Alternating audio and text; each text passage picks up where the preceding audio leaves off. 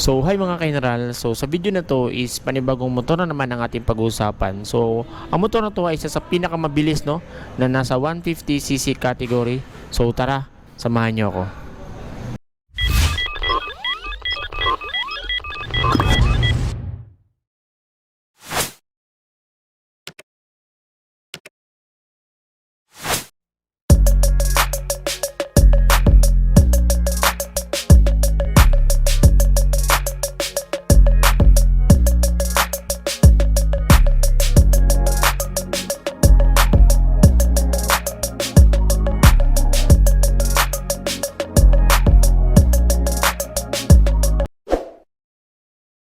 So, walang iba makina kundi ang Suzuki Raider 150. So, ito yung carb type pa mga ka-General. Yan. So, matagal na to sa market mga ka-General. Pero hanggang ngayon, marami pa ring bumibili at nagkakagusto sa motor na to. Hindi lang dahil sa kanyang bilis, kundi dahil sa kanyang forma. Ang motor na to ay merong 148cc engine displacement. Meron din siyang single cylinder, 4-stroke, 4 valves, naka oil cooled na siya at dual overhead cam. Meron din siyang maximum power na 15.4 horsepower at 9,500 RPM at max torque na 12.4 Newton meters at 8,500 RPM. So, hindi katakataka mga kainalo na napakabilis din ng isang ito kasi bukod sa magaan na siya, napakalakas din ng kanyang makina. So, ngayon naman tingnan natin ang harapang bahagi ng motor na to. So, dito sa harap is nandito yung kanyang visor, no, na maliit na blue, na glossy, na may nakatalagay na emblem ni Suzuki sa gitna. And then, sa gilid is para siyang matte na gray yan. And then, sa kanyang headlight naman is carved halogen bulb pa siya mga yan. Yan. So, dalawa yan. Isa dito at isa yun dito. And then, ang kanyang mga turning lights is bulb type pa rin. Pero goods na rin siya kasi intact na siya kasama ng headlight para iwas sagi o putol. So, dito naman sa kanyang mga suspension sa harap is gumagamit siya ng telescopic fork yan. So, maganda siya mga kanila kasi meron siyang parang cover dito yan o. So, maganda yan para yung mga alikabok is hindi mag-direct punta sa ating telescopic at hindi magasgas. Kumbaga, protection niya. And then, yan yung kanyang radiator. Yan. And then, dito sa harap is ito ay tsura niya. So, meron siyang tapaludo na matte gray yan. And then, ang mags nito is naka-blue na siya na color. Yan.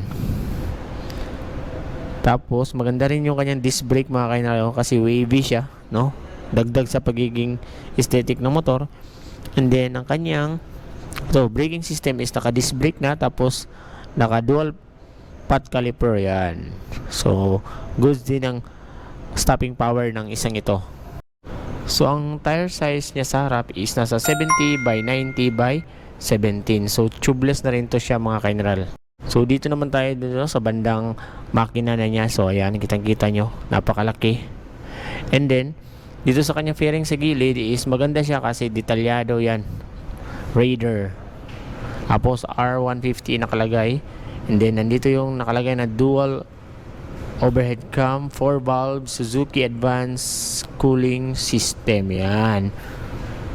So, X-Star. Yan. May nakalagay na decal sa X-Star, 6-speed. So, bali, parang pinutol siya. Pero pag tingnan mo sa harap is mabubuo mo yung salitang Suzuki. Yan. So, combination pa rin siya ng blue tsaka gray. So, maganda siya mga ka-General, no? So, dahil carb type pa ang motor na to, ay syempre, hindi mawawala ang kanyang kickstart. Yan. So, kung kayo, nag-aalangan kayo sa mga FI hanggang ngayon, so, pwede nyo pa rin tong pagpilian itong Raider carb, no? So, dito naman tayo sa kanyang pindutan. Sa may left side is nandito ang high beam, low beam, yan. Tapos, turning lights, tsaka busina. So, sa kabila naman is yung electric start niya. Yan. So, ganito naman ang itsura ng kanyang mga side mirror, no? So, maliit lang siya. Pero maganda siya tignan. At dito tayo sa kanyang meter panel. Yan. Nakikita nyo, combination siya ng analog tsaka digital. So yan. So ito isa to sa nagustuhan ko sa motor na to dati. Mga kanal yung pagiging analog ng kanyang RPM. And then sa gitna is nandyan yung S, no, na emblem ni Suzuki. So yan. Turning lights. Tapos neutral. indicator, tsaka itong sa high beam and low beam. So, maliit lang yung kanyang manibela mga ka-general, no? So, goods na goods to sa pang daily, lalo na kung nadadaan ka sa traffic, madali ka lang makakalusot. So, dito naman tayo sa kanyang maupuan mga ka-general, no? So, yan, nakikita nyo, hindi naman siya ganun kalapad, pero goods na rin para sa dalawang tao na sasakay, tsaka malambot din to mga ka-general, no? Yan. At hindi siya madulas. So, may nakalagay na Suzuki sa kanyang bandang dulo, at ito yung kanyang grab bar sa likod. So maliit lang din para sakto rin sa forma ng motor. Tapos sa gilid naman is ito yung nakalagay na R150, tapos Hyper Under Bone. So dito naman tayo sa kanyang mga gulong sa likod mga ka-general, no? So ito siya, kita nyo. So ito ay may size na 80 by 90 by 17. Yan. So tubeless na rin siya at may paint na rin ang kanyang mags ng blue. So bagay na bagay sa color combination ng motor. And then maganda na rin itong yung may kadena kasi meron na siyang chain guard. Yan mga ka-general, para iwas disgrasya. Kasi minsan kung mahaba yung damit nyo, kinakain ng kadena. So goods kasi meron siyang ganyan. Iwas aksidente. Tension niya sa likod mga ka-general is naka monoshock siya yan. And then ang kanyang braking system dito is disc brake rin mga ka-general. Ayan. Then may pagka-wavy din siya, no? So dagdag design sa motor. So iba talaga si Suzuki. Napaka-detalyado ng kanyang mga design. So dito naman isang kanyang tambucho yan. So napakaganda rin ng tambucho nito mga ka-general. Isa dito sa mga nagustuhan ko sa motor na to kasi maganda yung pagka-design, astig. Sumasabay sa pormahan ng ating motor. So, mga ilaw naman ito sa likod mga ka-general ay pareho pa rin naka-bulb type yan. Oh. So bulb type pa ang kanyang brake light at kanyang turning light. So napakaliit lang mga ka-general, no? Yan. Napaka-nipis din tignan. So goods yan mga ka-general kasi ano na rin siya, intact na siya sa kanyang brake light. Hindi siya nakalabas. And then ito yung kanyang itsura na kanyang tabaludo sa likod. So manipis lang rin. Saktong-sakto lang sa kanyang gulong, and then ito yung kanyang lagayan ng plaka. So meron din itong fuel tank capacity na 4.9 liters, no? So yan. At kumukonsumo naman ito ng estimated fuel consumption ng 40 to 45 kilometers per liter. Pero pa rin, no, disclaimer lang, depende pa rin yan sa inyong pagpiga, sa inyong silindador, ang konsumo ng ating gasolina.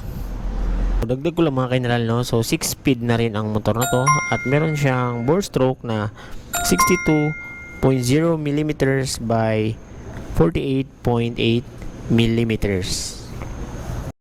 Ang motor na to ay meron ding ground clearance na 140 mm. Meron din siyang seat height na 764 mm na swak para sa ating mga Pinoy height. At may dry weight na 107 kilograms. So magaan ng motor na ito mga ka-general. Bukod sa magaan siya is napaka-slim pa niya, no? Yan. Kaya marami nagkakagusto dito kasi mabilis din siya mga ka-general.